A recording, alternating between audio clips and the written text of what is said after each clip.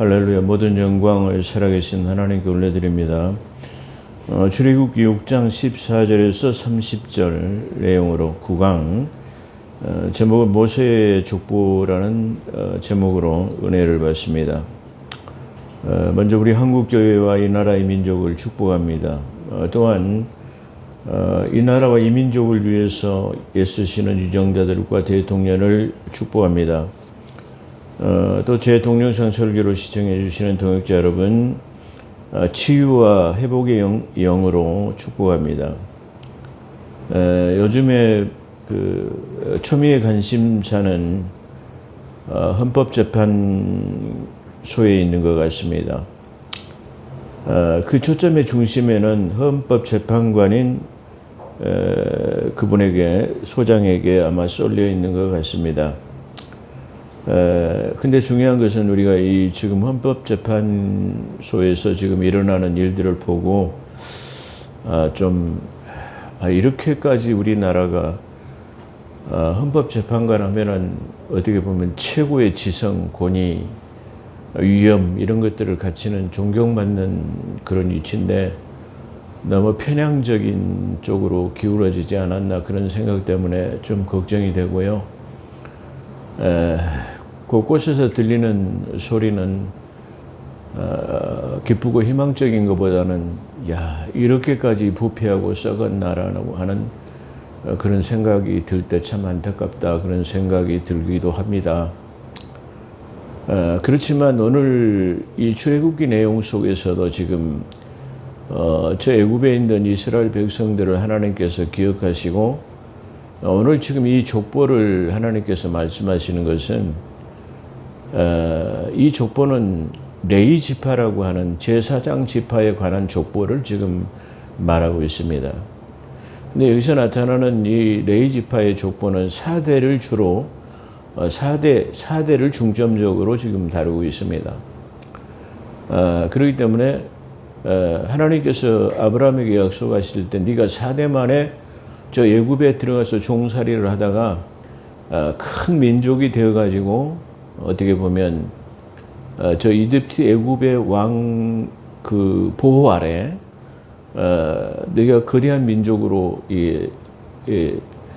될 것이다 말이야. 거대한 민족으로 창출되어져서 출애굽하게 될 거다 그렇게 말씀하셨습니다. 근데 지금 어떻게 보면 이 4대라고 하는 것을 레위 지파를 통해서 지금 나타내고 있는데요.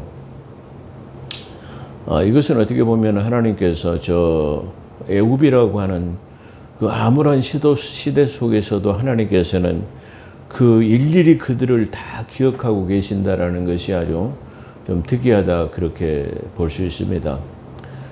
그런 측면에서 우리는 성경이 나와 무슨 상관이 있겠는가라고 생각할 때 항상 이 기록된 하나님의 말씀을 나와 적용하는 것이 가장 중요한 것이다 그렇게 볼 수 있어요.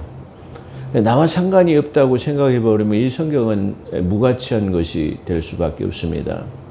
그렇지만 이 성경이 가지고 있는 교훈을 우리가 들을 때 나와 적용하고 지금 그런 상황에 처해 있음에도 불구하고 하나님께서는 저 이스라엘 백성들을 기억하고 계시고 지금 구원해 내시려는 계획을 갖고 계신다 그렇게 볼 때 역시 지금 우리 앞에서도 암울하고 어렵고 좀 좋지 않는 소식이 있다 할지라도 우리는 반드시 그 하나님의 그 속에는 하나님의 섭리와 은혜가 있을 것이다.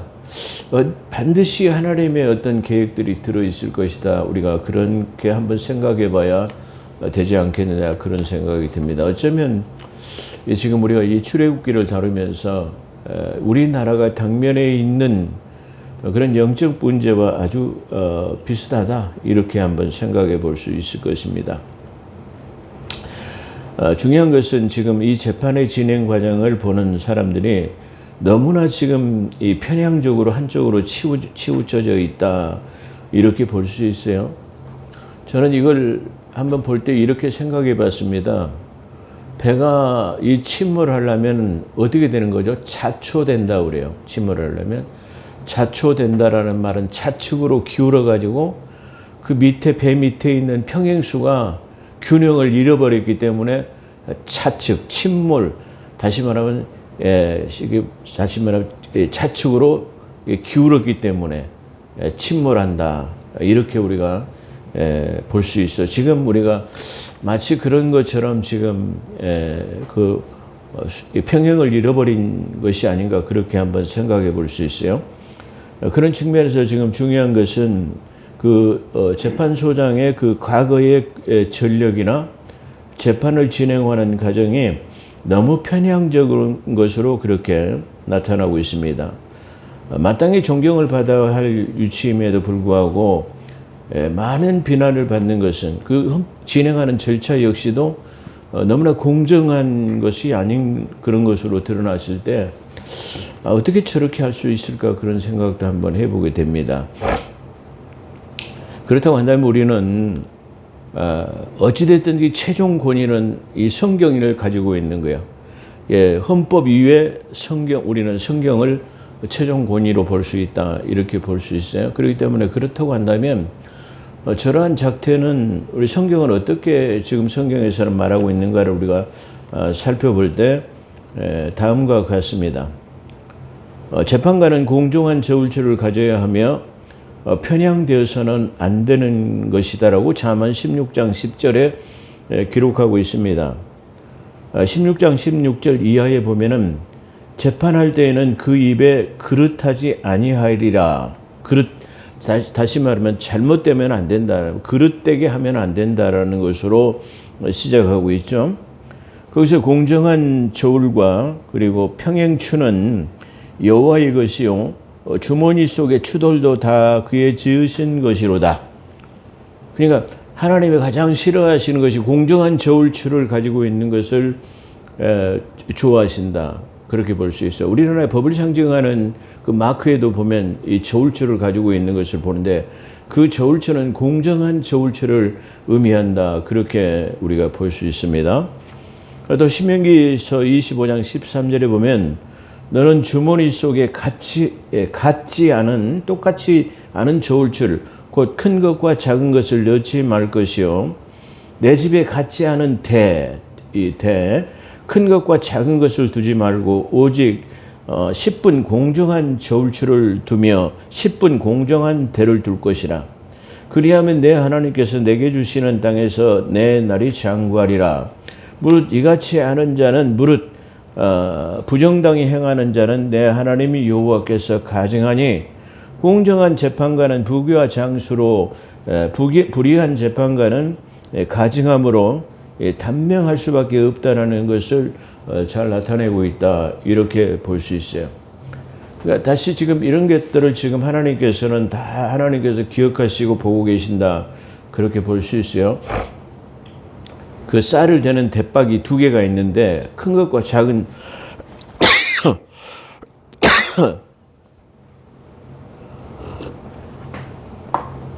큰 것과 작은 것이 있는 건 뭐냐면은 그 생산자가 쌀을 가져와서 시장에다 팔 때는 이 상인이 살 때 큰 대로 이게 사요.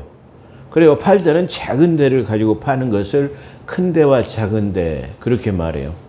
저울을 팔 때도 마찬가지로 생산자가 갖고 올 때는 큰 저울로 달아가지고 팔 때는 작은 저울로 파는 이렇게 다시 말하면 잘못된 것을 말하는 것을 지적하고 있어요.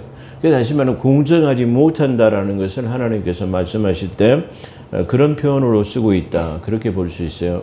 그래서 공정한 저울추는 하나님께서 부귀와 장수로 하시겠지만 만약에 불의한 재판관이 있다고 한다면 하나님께서 그를 가증히 여긴다. 가증히 여긴다라는 말은 어떻게 보면 지옥불의 어떤 지옥의 권세를 면할 수밖에 없다. 이렇게 말할 수 있습니다. 또한 누가복음 18장에 보면 어떤 도시에 하나님을 두려워하지 않는 불의한 재판관이 있었습니다. 이 불의한 재판관은 어떤 가부의 판결을 그릇되게 했어요. 근데 이 불의한 재판관은 하나님을 두려워하지 않아요. 그런데 이 내용을 갖다가 우리는 어떻게 보면은 간구의 기도를 할 때 아무리 잘못된 것이라 할지라도 강청의 기도를 드리면 들어주신다라는 그런 측면을 가지고 있는 장절이기도 합니다. 근데 이 내용을 잘 살펴보게 되면 다시 말해 이 원수의 이 가부의 쉽게 말하면 이 편향된 판결을 통해 가지고 이 가부가 계속 그 재판관에게 불의한 재판관에게 찾아가 가지고 계속 하소연하니까 이 지금 불의한 재판관이 그걸 이기지 못해 견디지 못해서 결국은 그의 소원을 들어준다라는 그런 내용이야. 어떻게 보면 지금 일어나는 사태가 마치 이 누가복음 18장에서 나타나고 있는 그런 현상인 것 같아요.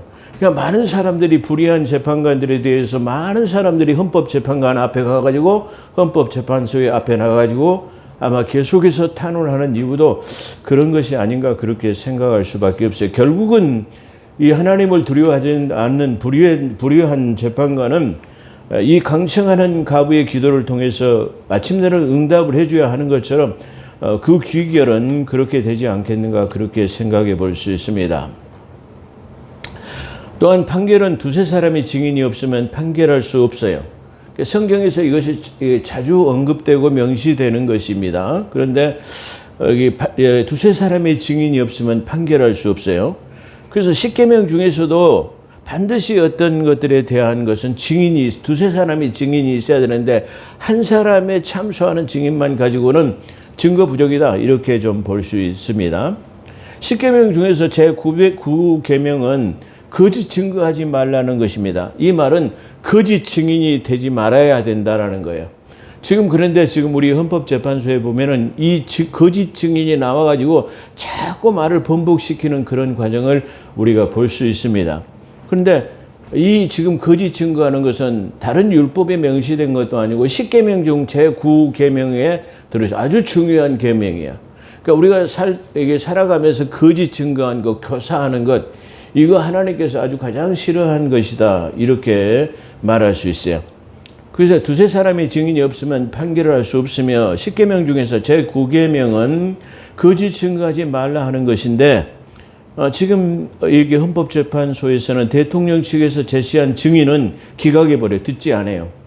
그리고 반대측 증인은 증인만 듣고 판단하는 이런 사태를 보면서 사건의 중요성을 무시한 채 TF라고 하는 그 재판관이라는 사람이 그거 증인의 어떤 증언도 듣고 또 피의자와 피해자의 어떤 증언을 들어서 자기가 올바른 헌법 정신에 의해서 판결을 해야 되는데 한쪽은 무시해버려. 거기서부터 편향되었다라고 그렇게 말할 수 있죠. 그러니까 다시 말하면 한쪽 측은 그리고 자기가 이 재판이 어떻게 되냐면은 어떤 매뉴얼이라고 하는 TF 측에서 제시한 그 각본대로 재판을 한다라는 거예요. 이게 어떻게 보면 그 드라마에서 나오는 연기자들처럼 그 각본에 의해서 연기하는 것처럼 아니 헌법재판소 소장이라는 사람이 TF에서 제시한 각본대로 지금 진행하고 있다라는 말을 거기서 공공전에 발표를 해요. 그 무식의 소치죠. 설령 그랬다 할지라도 그것을 이게 공표를 하면 그 자기네 지식과 그 어떤 그 양식에 벗어나는 지심에도 불구하고 그걸 갖다가 실수로 했는지는 모르지만 헌법재판관이라는 지적 수준이 결국은 저것밖에 안 되는가 그렇게 생각을 하면서 아니 TF에서 제시한 그 각본에 의해서 판단을 한다라는 것은 아주 정말로 우스운 것이 아닌가 그렇게 생각해 볼 수 있습니다. 또한 거짓 증인 역시 계명을 어긴 채 거짓 증인 누구죠? 제가 이름도 잘 잃어버렸습니다만은 홍장원가 그런 사람이죠. 만약 거짓 증인 역시 계명을 어긴 죄로 지옥 심판을 면하기 어려울 것으로 그렇게 보여집니다. 너무나 많은 지금 우리가 한국 정치에 관한 우리가 혼란스럽기 때문에 저한테 많은 문의가 들어오는 사람들도 많이 있습니다. 정광훈 목사님에 대해서 기타 이찬수 목사에 대해서 그리고 베이직 교회의 조정민 목사 같은 사람에 대해서도 많은 문의가 왔습니다만은 이 자리에서는 제가 언급을 회피하고 다음 기회가 있을 때 좀 말씀을 드려야 우리 한국 교회 성도들이 좀 판단하는 데 도움이 되지 않을까 그렇게 한번 생각해 볼 수 있습니다. 자, 시사 문제는 여기까지 하고요. 본문으로 은혜를 받습니다. 본문은 출애굽을 앞둔 시점에서 갑자기 족보를 언급하는 이유는 비록 나라를 아까 서두에 말씀드린 것처럼 비록 나라를 잃은 민족의 현실이 암담해 보이지만 여전히 하나님께서는 그들을 지켜보고 계시고 알고 계시는 섭리를 나타내는, 그리고 그들의 그들을 후원하시고 격려하시는 것을 암묵적으로, 이게 암묵적인 메시지를 전하는 것이다. 그러니까 다시 말해 이 족보에 누구를 다 일일이 기억하고 알고 계신다라는 것을 우리가 볼 때에, 하나님께서는 우리가 이렇게 아무런 어려운 형편과 처지 속에서도 그걸 다 알고 계시고 기억하고 계시며 하나님은 그들의 구원에 내야 할 계획을 갖고 계신다라는 것을 우리가 볼 수 있습니다. 그렇기 때문에 우리도 항상 어떤 현실에 직면해 있고 어렵고 힘든다 할지라도 결국은 믿음을 포기해서는 안 되고, 하나님께서는 반드시 나의 삶 속에 개입하셔서 문제를 해결해 주시고 나를 가장 좋은 방법으로 인도하실 것이라는 신앙과 믿음이 있어야 돼요. 왜 그렇냐라고 물을 수도 있을 거예요. 그렇지만 우리는 하나님의 아들이신 예수 그리스도가 그 아들이신 그분은 깨끗한 성결한 피를 가진 사람은 온 인류에 그분 한 분밖에 없어요. 아담의 유전인자를 가지고 태어난 이 세상의 모든 인류의 어떤 사람도 다시 말하면 깨끗한 피가 없어요. 근데 깨끗한 피를 가진 사람은 바로 예수 그리스도 한 분뿐이에요. 근데 그분이 우리를 속량하시기 위해서, 구원하시기 위해서 그분의 피를 흘리셨어요. 그래서 그 피 흘림에 우리는 어떻게 보면 피 흘림 속으로 우리가 들어가는, 피 흘림의 어떤, 제가 앞전에 비유적으로 표현한 건데요. 피 흘림의 어떤 그 침례 속에 들어갔단 말이에요. 다시 말하면 그 피 뿌림이 우리에게 뿌려져 가지고 우리가 제사함을 받을 수 있도록 되었다, 그런 말이죠.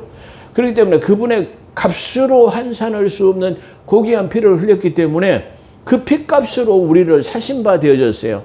그렇기 때문에 그 피값은 값으로 환산할 수 없는 너무나 고귀한 피값이기 때문에 우리를 포기할 수 없어요. 우리를 관여할 수밖에 없어요. 왜?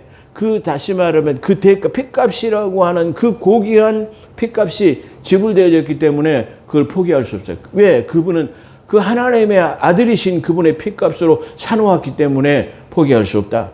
그렇기 때문에 우리는 반드시 어떠한 시련과 역경이나 고난이 닥친다 할지라도 우리를 포기하지 아니하시는 하나님, 그걸 우리가 볼 수 있어요. 그래서 우리가 이 출애굽을 볼 때에 하나님께서는 약속의 언약의 자손인 저 아브라함과 약속한 것을 반드시, 다시 말하면 430년 후에도 지키시는 하나님, 그리고 그 약속이 430년 이전, 그리고 저 먼 훗날 예수 그리스도가 이 땅에 오시기까지의 수천 년의 기간을 통해 가지고 그 수천 년의 기간 동안에 약속하신 모든 것들을 다 성취하신 하나님, 그걸 볼 때 하나님은 수천 년 동안 이루어졌던 약속이 지금 현재도 계속 진행형으로 그것이 이게 이루어지고 있다는 사실을 우리가 믿을 때 우리는 하나님을 신뢰할 수 있고 하나님을 믿을 수 있다는 거예요. 그래서 성경은 우리가 이 성경을 통해서 하나님의 은혜와 사랑을 우리가 체험할 수 있고 우리는 그분을 신뢰할 수 있다는 것을 나타내는 것이다, 그렇게 볼 수 있어요.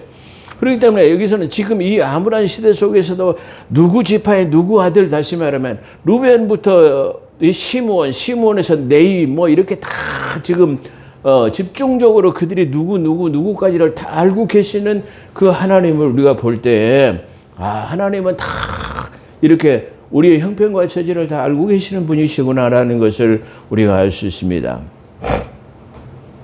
또는 이 족보의 축을 이루는, 이 족보의 다시 말해 가장 중요한 축은 뭐냐면은 모세와 아론은 하나님의 사역의 증인으로, 또 이들은 어떠한 섭리로 이끌어 오실 것을 보이는 한편 그들의 신적 권위를 밝히기 위함이 무엇인가를 지금 나타내고 있다, 그렇게 볼 수 있어요.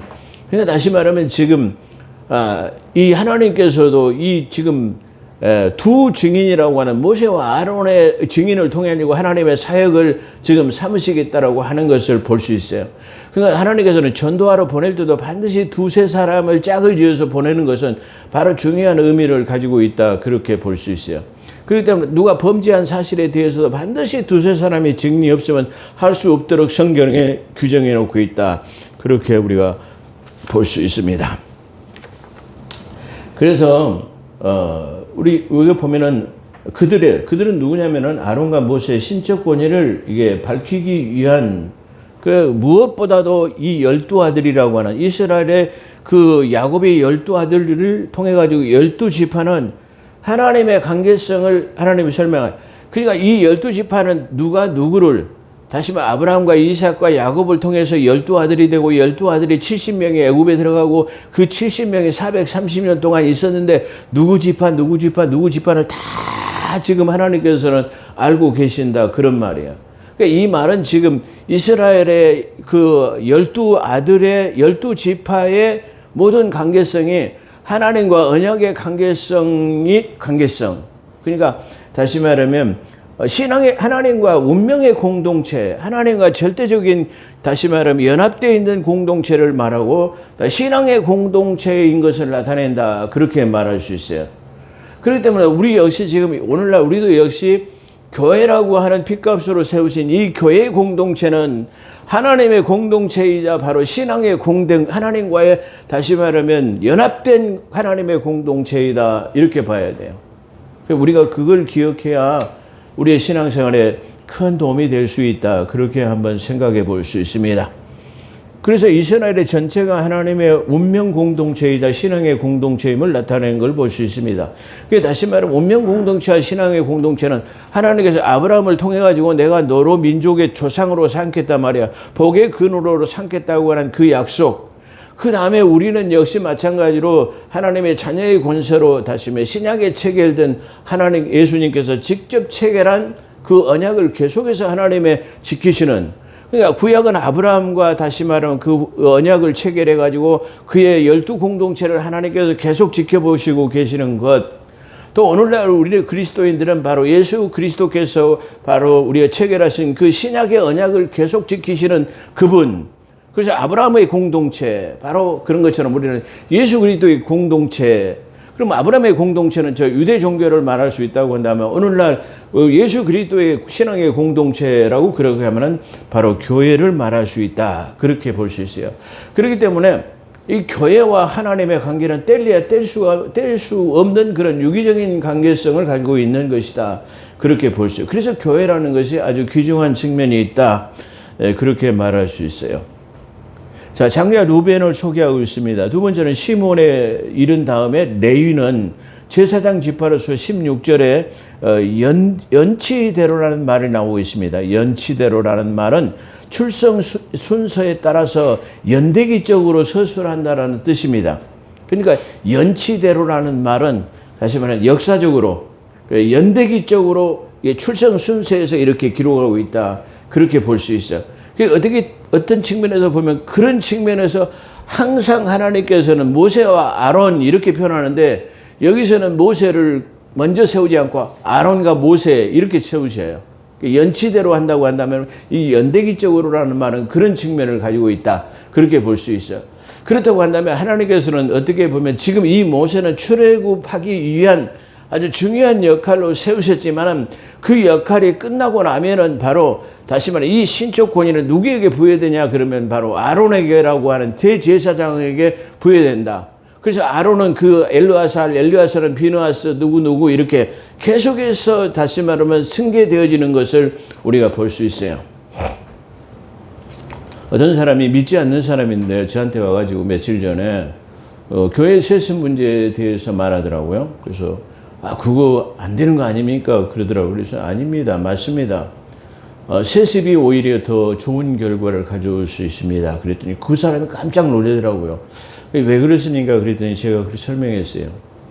자, 교회를 개척했을 때 그 목사님의 자녀들은 어려운 개척교회 시대를 걸쳐가지고 다 유초등부를 걸쳐가지고 중고등부, 대학부를 다 같이 어려움을 함께 겪어가지고 교회가 성장했기 때문에 제일 교회를 잘하는 사람이 목사님의 아들이에요.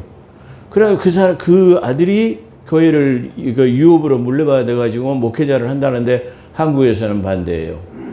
그렇다고 한다면 한번 다른 방법을 생각해 볼까요? 그렇다고 한다면 개척도 한 번도 안 해보고 저 외국 유학 한번 갔다 와가지고 낙하선으로 딱 갔다가 꽂아 넣어가지고 다시 말해 세습이 아닌 그런 상태에서 물려주는 것이 더 맞는가요? 그렇게 말했더니 목사님 말씀 들어보니까 그 말이 맞네요. 세습을 반대해서는 안 되겠네요. 오히려 그 세습하는 것이 더 문제성이 더 없다라고 그렇게 말하고 돌아가시더라고요. 그런 것처럼 어떻게 보면은 지금 이 성경은 물론 오늘 이 시대를 살아가는 이 시점에서 우리는 제사장의 직분이 아니기 때문에 그런 측면에서는 세습이 아니지만 그래도 우리는 제사장이 하는 그 직무를 우리가 지금 대신하고 있다는 것을 우리가 한번 생각해 볼 수 있어요. 제사장은 아니지만 제사장이 했던 그 직무 같은 것들을 우리가 하고 있다는 사실을 우리가 기억해 봐야 합니다. 그렇기 때문에 여기서는 지금 나타나는 이 현상은 자연적 지금 이 누구면 레위 지파라고 하는 아론의 혈통인 그 제사장 지파를 아주 중시하고 있다는 것이 아주 독특하다 그렇게 말할 수 있어요. 그래서 여기서는 레위에 대해서 다시 말하면 레위는 세 번째 다시 말하면 이스라엘 야곱의 세 번째 아들이 레위였죠. 네 번째 아들은 유다였죠. 근데 네 번째 유다는 바로 예수 그리스도의 혈통을 타고났고 여기서는 제사장적 직분을 말하는데 바로 여기서 그래서 그 수를 말한 수명에 대해서 말한다 그런 말이에요. 레위의 수명에 대해서도 그렇게 말을 16절에 그렇게 말하고 있습니다. 고앗은 18절에 보면 18절에 고앗에 대해서 나이에 대해서 말하고 있고 그 다음에 아므람이라고 하는 모세의 아버지죠. 아므람에 대해 2절에 말하고 있고 7장 7절에서는 모세와 아론의 그 수명에 대해서 말하고 있어요. 그러니까 여기서 지금 레위와 그 아들 지금 4대 만의 나이를 지금 여기서 계산하고 있어요. 자, 이 연대기는 대단히 중요한 의미를 가지고 있습니다. 창세기 하나님께서 태초에 천지를 창조하시고 거기다 아담을 에덴 동산에 두셨는데 그 아담이 930년을 살았다라는 말이야. 그러니까 다시 말하면 그 연대기로 아담의 아들 다시면 그 누구죠? 이렇게 쭉 이 수명을 계산해 보게 되면 인류의 연대기가 계속적으로 정확하게 나오기 때문에 그 연대기를 아주 이게 정확하게 기록해 놓으셨어요. 그러니까 다시 말하면 아브라함의 아버지 데라, 아브람 그리고 야곱 그 나이를 전부 다 기록해 놓았어요. 그건 바로 연대기 쪽으로 계산해 보면은 인류의 다시면 역사가 연대기 쪽으로 나열됐다라는 것을 우리가 볼 수 있는 그런 장면이기도 합니다. 그래서 이 사대를 지금 나타내고 있다는 게 아주 독특하다 그렇게 말할 수 있습니다. 그래서 아론과 모세 그 다음에 미리암이었죠. 이 사람은 아므람이라고 한 요게벳 사이에서 태어났습니다. 아므람과 요게벳 사이에서 태어났는데 이 지금 요게벳 사이에 태어났는데 이 어머니 요게벳은 민수기 26장 59절에 보면 레위의 딸로 그렇게 나타나고 있어요. 그렇다고 한다면 이 아므람은 누구냐면은 고모뻘 되는 학렬로 따지면 고모가 돼요. 그러니까 아마 요게벳은 아마 막내딸이나 나이 차이가 별로 없는 그런 이 상태가 되어졌을 거예요. 예. 그렇기 때문에 이 고모가 되는 사람으로 그렇게 나타나고 있습니다.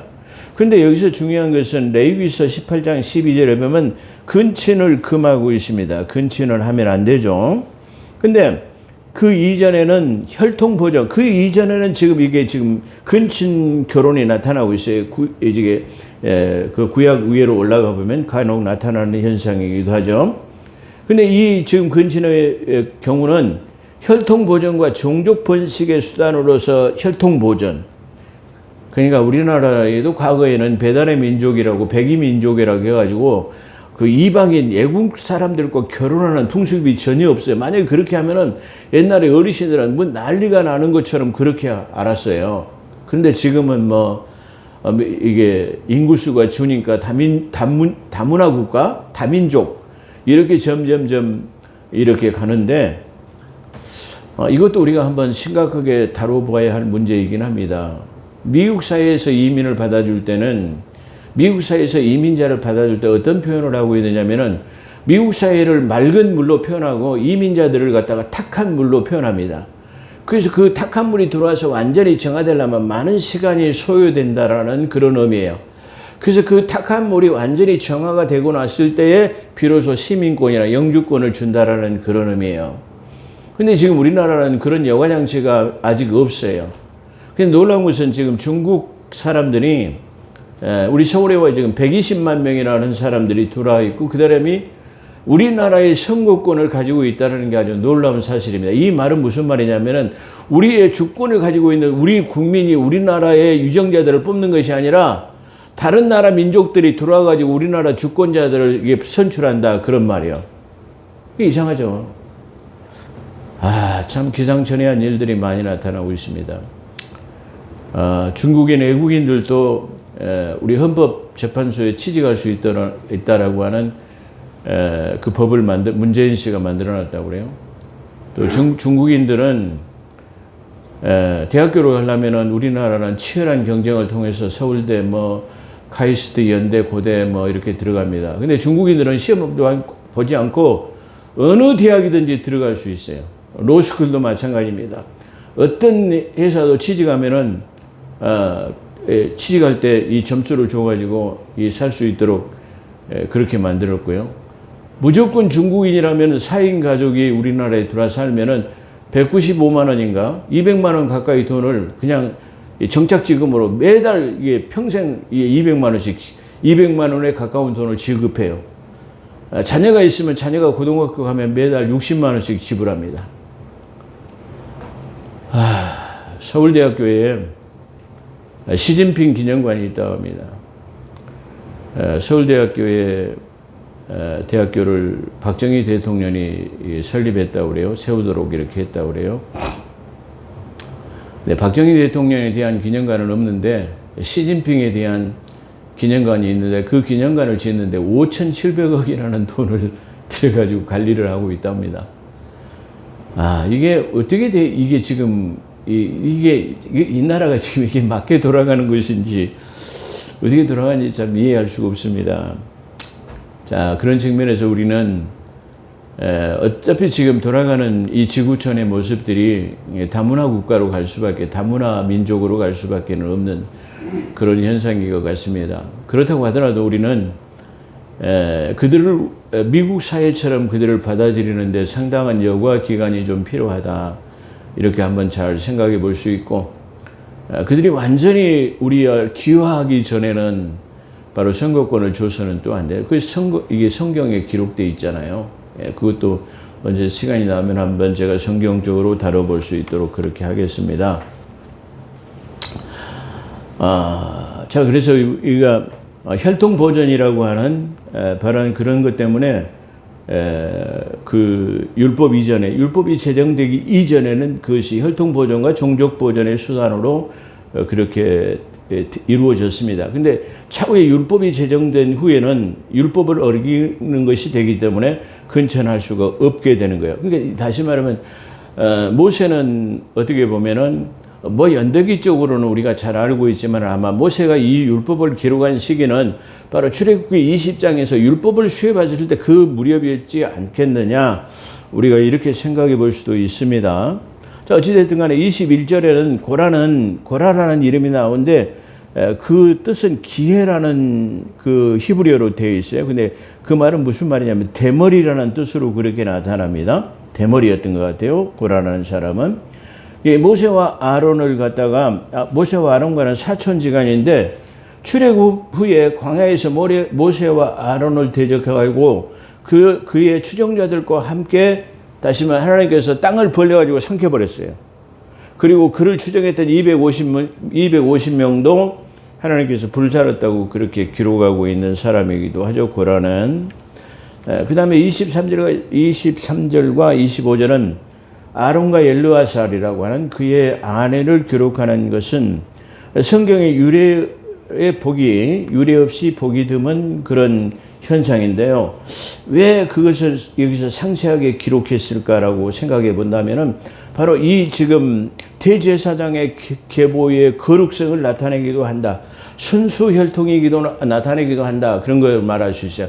그러니까 우리가 마태복음에서의 왕의 계보를 통해서 우리가 그 왕들 중에서도 그 기록되지 못한 3명의 왕이 있었는데, 다시 말해 그들은 불순한 어떤 물이 튀겼기 때문에 바로 그 계보에 들어가지 못했다는 것을 말하는 것처럼 여기서 지금 그 여인을 기록하고 있는 것은 그런 독특성을 나타내고 있다. 그렇게 우리가 볼 수 있어요.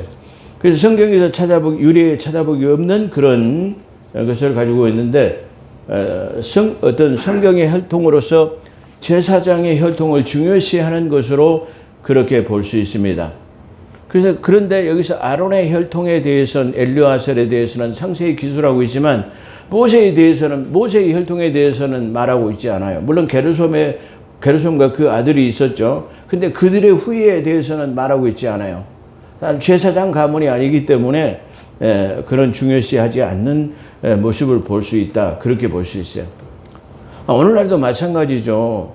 하나님께서 하나님의 말씀을 증거하는 주의 종들을 아주 소중하게 보시는 측면이 있어요. 근데 그 소중하게 보시는 측면이 하나님의 의도를 잘 드러내고 하나님의 자녀들을 잘 가르치는 데 주 목적이 있어야지 잘못 가르치게 되면은 그만큼 대우한 것에 대한 심판은 우리가 따른다라는 것을 우리가 볼 수 있습니다. 그래서 모세의 혈통에 대해서는 기록하지 않는 것은 모세 한 사람만이 신적 권위를 가진 자임을 동시에 그 제사장의 지파를 중요시하는 것으로 우리가 볼 수 있습니다. 여기서 나타나는 엘르아살은 여호수아와 함께 가나안 땅을 들어가서 땅을 배분할 때 같이 땅을 배분했던 제사장으로 그렇게 민수기서 20장 25절 28절에 나타나고 있습니다.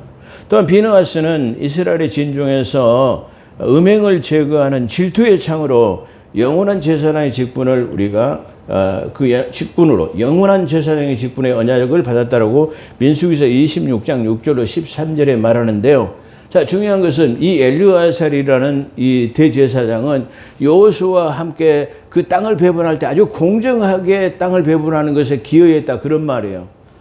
또 하나는 이 지금 비느하스라는 사람은 어쩌냐면은 모압 지경에다가 유진하고 있을 때 두령과 족장들이 그 모압 지경으로 넘어가고 이방 신들의 다시 말하면 잔치에 참여하고 거기서 술도 마시고 음식도 먹고 이방 여인들을 데리고 와가지고 진중으로 들어가는 것을 목격했어요. 누가? 이 대제사장 비느하스가 그걸 봤단 말이에요. 족장이나 두령들이 하는 것을 봤어요. 그래서 창을 가지고 가가지고 둘이 엉켜 있는 것을 갖다 창으로 꽂아버렸어요. 그래서 그 창을 갖다 질투의 창으로 그렇게 표현하고 있는데요. 자, 하나님께서는 이 비느하스의 지금 이 행위를 갖다가 엄청 칭찬하면서 야, 내가 지금 내 백성들이 말이야 음란하고 저 음행을 저지르 가지고 이게 온역이나 지금 이게 전염병을 통해 가지고 내가 심판해 갖고 막 쓸어버리려고 했는데 네가 그렇게 내 마음을 시원케 했기 때문에 내가 그걸 내가 하지 않겠단 말이야. 그 대신에 내가 너를 영원한 대제사장으로 내가 삼겠단 말이야. 네가 네 혈통의 제사가 아니면 내가 제사를 받지 않겠다라고 하는 소금 언약의 불변을 약속했어요. 자, 그런 것처럼 우리가 지난번에 제가 앞전에 말씀드렸어요. 하나님의 제일 좋아하는 사람이 어떤 사람이라고요? 불변하는 사람을 좋아해요. 변하지 않는 속성을 가지고 있는 것을 가장 좋아한다. 그렇게 말했어요. 그렇기 때문에 오늘 우리도 이 시대를 살아가는 우리도 역시 마찬가지로 변하지 않는 꾸준한 이게 신실한 믿음을 가지고 나갈 때 하나님께서 기뻐하는 그러한 삶을 살 수 있다. 그런 기뻐하는 삶이 된다. 기뻐하는 자가 될 수 있다. 우리가 그걸 기억해야 돼요. 그래서 사람의 마음이 한결같이 변함이 없는 다시 말하면 꾸준한 그런 심성을 가지고 있는 것이 대단히 소중하다. 그냥 어떤 사람이 자꾸 이랬다 저랬다 이게 말을 바꾸고 뒤집어 버리면 그 사람을 신뢰할 수 없고 믿지 못하잖아요. 그런 것처럼 역시 마찬가지로 하나님도 가장 이게 신실하게 그 자리를 지키고 있는 사람, 변하지 않는 속성을 가지고 있는 사람을 가장 좋은 사람이다. 그렇게 표현하고 있습니다. 기도하겠습니다. 거룩하시고 자비로우신 하나님, 오늘도 저희들을 불러 모아 주시고 함께 하신 것 참으로 감사드립니다.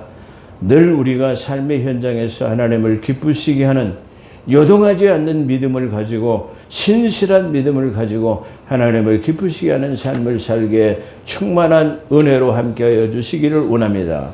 감사하며 우리 구주 예수 그리스도 이름으로 감사기도 드리옵나이다. 아멘.